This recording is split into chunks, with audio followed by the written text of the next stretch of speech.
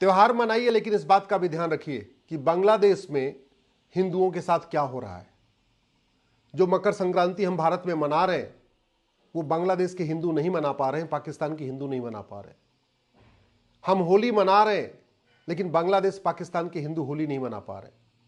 आज भी मेरे पास वहां से बहुत सारे वीडियो आए हैं, रिकॉर्डिंग आ रही है, और वो लोग यही कह रहे हैं कि आप तो मकर संक्रांति भी मना रहे, आप तो होली भी मनाएंगे, आप तो दीपावली भी मनाएंगे, लेकिन हमारी हालत बिल्कुल खराब हो चुकी है, वो कोई भी त्योहार नहीं मना पा रहे।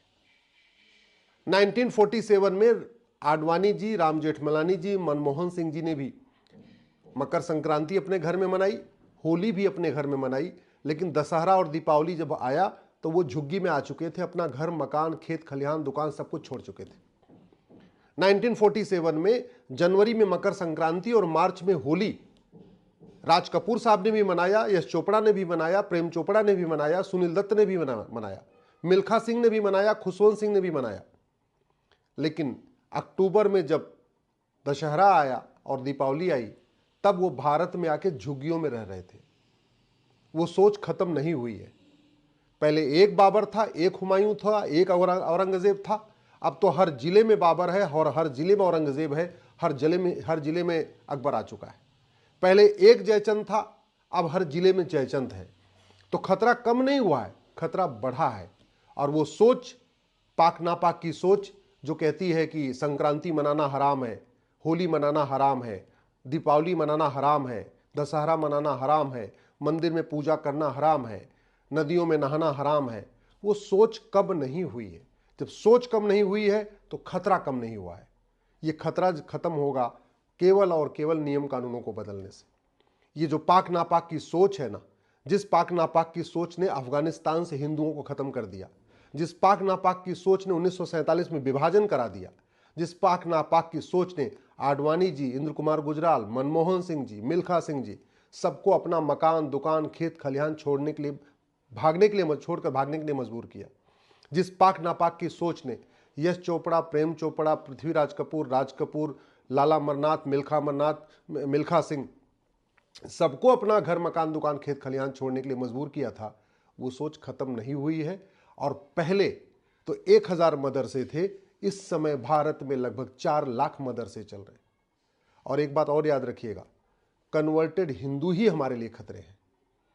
कन्वर्टेड याकूब मेनन भी कन्वर्टेड हिंदू था, अफजल गुरु भी कन्वर्टेड हिंदू था, कसाब भी कन्वर्टेड हिंदू था, पाक जो उन्होंने विभाजन कराया जिन्ना भी कन्वर्टेड हिंदू था, विभाजन कराने वाला जिन्ना भी कन्वर्टेड हिंदू था। और पाकिस्तान में जब विभाजन हो रहा था तो हिंदुओं की बहन बेटियों से बलात्कार करने वाले भी कन्वर्टेड हिंदू थे। बांग्लादेश में जो हिंदुओं के साथ अत्याचार हो रहा है, नरसंहार हो रहा है, वो भी कन्वर्टेड हिंदू कर रहे हैं। और भारत में प्रतिदिन 10,000 हिंदुओं का कन्वर्जन हो रहा है, यानी प्रतिदिन 10,000 हिंदू नए जो है वो कन्वर्ट होके हिंदुओं के दुश्मन पैदा हो रहे हैं। तो प्रतिदिन हिंदुओं के दुश्मनों की संख्या बढ़ रही है, क्योंकि जैसे वो व्यक्ति कन्वर्ट हो जाता है वो हिंदुओं का दुश्मन हो जाता है। कन्हैयालाल की हत्या करने वाला भी कन्वर्टेड हिंदू था, नूपुर शर्मा को धमकी देने वाला भी कन्वर्टेड हिंदू था, उमेश कोल्हे की हत्या करने वाला भी कन्वर्टेड हिंदू था, जितने भारत में बम विस्फोट होते हैं वो करने वाले भी कन्वर्टेड हिंदू हैं। रेल की पटरी पे स्टील रखने वाले, पत्थर रखने वाले भी कन्वर्टेड हिंदू हैं। और बाकी तो छोड़िए, आज की डेट में काशी, मथुरा, भद्रकाली, भोजशाला, अटाला में हमारे मंदिरों पे कब्जा करने वाले भी कन्वर्टेड हिंदू हैं। बांग्लादेश में बहन, माता पिता के सामने बच्चों का बलात्कार हो रहा है, बेटी का बलात्कार हो रहा है, पति के सामने पत्नी का बलात्कार हो रहा है, बच्चे के सामने माँ का बलात्कार हो रहा है, भाई के सामने बहन का बलात्कार हो रहा है। और ये बलात्कार करने वाले भी कन्वर्टेड हिंदू हैं। और हमारे यहाँ कन्वर्जन खुला छोड़ दिया गया है, पूरे देश में कन्वर्जन हो रहा है। प्रतिदिन 10,000 हिंदुओं का धर्मांतरण हो रहा है, यानी प्रतिदिन हिंदुओं के 10,000 नए दुश्मन पैदा हो रहे हैं, नए दुश्मन बढ़ रहे हैं। साल में 40 लाख लोगों का, हिंदुओं का कन्वर्जन हो रहा है, यानी 40 लाख नए दुश्मन पैदा हो रहे हैं। तो त्यौहार मनाइए, खुशियां मनाइए, होली दिवाली मनाइए, संक्रांति मनाइए, सब कुछ मनाइए, लेकिन इस बात का ध्यान रखिएगा, दुश्मनों की संख्या बढ़ रही है, क्योंकि धर्मांतरण बढ़ रहा है। ये धर्मांतरण रोका जा सकता है, लेकिन ये धर्मांतरण रुकेगा केवल और केवल कानून से।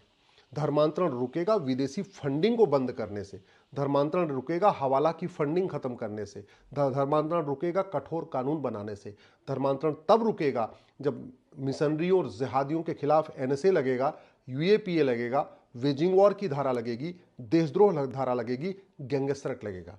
धर्मांतरण तब रुकेगा जब धर्मांतरण कराने वाले मिशनरियों और जिहादियों के मददगारों, उनको फंडिंग करने वालों को भी आजीवन कारावास होगा, उनकी भी नागरिकता खत्म होगी, उनकी भी 100% प्रॉपर्टी जब्त होगी। नहीं तो पंजाब, जहां सनातन धर्म की रक्षा के लिए सिख पंथ बना था, सबसे ज्यादा धर्मांतरण वही हो रहा है। हरियाणा, जो हमारे लड़ाकों की भूमि थी, जहां सारे एक से बढ़कर एक वहां लड़ाके पैदा हुए, आज उस हरियाणा में भी धर्मांतरण हो रहा है। यूपी बिहार तो छोड़िए, लगातार हो ही रहा है। नॉर्थ ईस्ट तो हमारे हाथ से निकल गया है। गुजरात, जो हिंदुओं का प्रमुख केंद्र है, वहां भी धर्मांतरण हो रहा है। और दुख इस बात का है कि जो हमारे 12 ज्योतिर्लिंग हैं, उन ज्योतिर्लिंग के आसपास भी धर्मांतरण हो रहा है।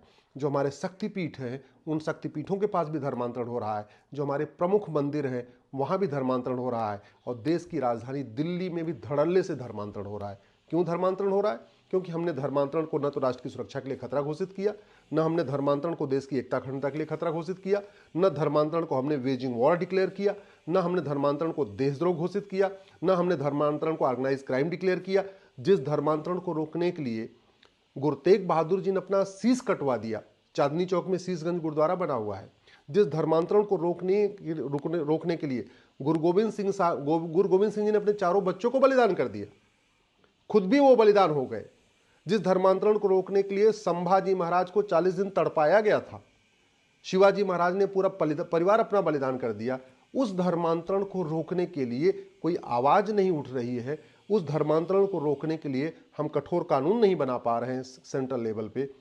धर्मांतरण किसी एक राज्य की समस्या नहीं है, धर्मांतरण राष्ट्रीय समस्या है, लेकिन इसलिए उसका समाधान भी राष्ट्रीय स्तर पे होना चाहिए। ये जो बीएनएस है ना, इस बीएनएस में एक चैप्टर जोड़ दिया जाए, ऑफेंस रिलेटिंग टू कन्वर्जन, और उसमें लिख दिया जाए कि धर्मांतरण राष्ट्र की सुरक्षा के लिए खतरा है, एकता अखंडता के लिए खतरा है, देशद्रोह है, वेजिंग वॉर है, ऑर्गेनाइज क्राइम है। और उसी में लिख दिया जाए कि धर्मांतरण कराने वाले और उनके मददगारों पे एनएसए लगेगा, यूएपीए लगेगा, वेजिंग वॉर लगेगा, देशद्रोह लगेगा, गैंगस्टर लगेगा। मैं गारंटी के साथ कहता हूँ 6 महीने साल भर के अंदर इनको सजा देना शुरू करिए, खौफ पैदा हो जाएगा, धर्मांतरण रुक जाएगा। और नहीं रुकेगा तो जो अफगानिस्तान में हुआ, जो पाकिस्तान में हुआ, जो कश्मीर में हुआ, जो बांग्लादेश में हो रहा है, इसके लिए तैयार रहिए। 20 से 25 साल के बाद हमारे बच्चों के साथ वही होगा जो आज बांग्लादेश में हो रहा है, 1990 में कश्मीर में हुआ, 1947 में लाहौर में हुआ, या बाकी और अन्य स्थानों पे हुआ। तो मेरा आप लोगों से हाथ जोड़ के निवेदन है, कानून बदलवाने की मांग करिए, धर्मांतरण रोकने की मांग करिए, और नहीं तो दल गुलामी करेंगे तो जो पहले जैसे भुगते हैं आगे भी भुगतना पड़ेगा।